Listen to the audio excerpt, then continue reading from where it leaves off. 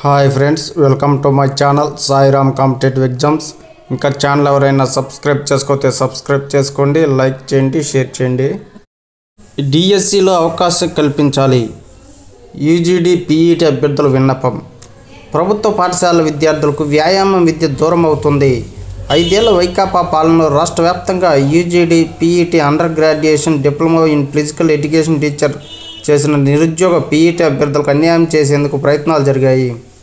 ఉభయ తెలుగు రాష్ట్రాల్లో 2000 వరకు యూజీడీ పీఈటీ, డిగ్రీ తర్వాత బీపీఈడీ, ఆపై ఎంపీఈడీ చేసిన వారంతా ఉన్నత పాఠశాలలో పీఈటీలుగా నియమితులయ్యేవారు.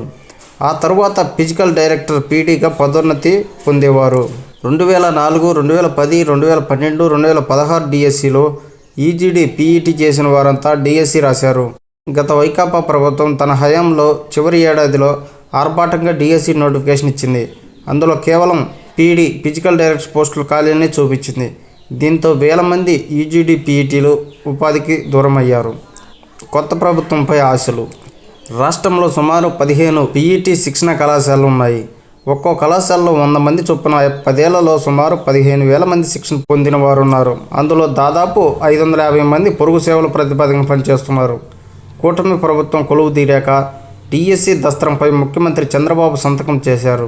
2024 mega DSC notification SA PE పేరుతో 1691 పోస్టులు ప్రకటించిన ప్రస్తుత విధానంలో యూజీడీ పీఈటీ చేసిన అభ్యర్థులు డిఎస్సికి అనర్హులవుతారు.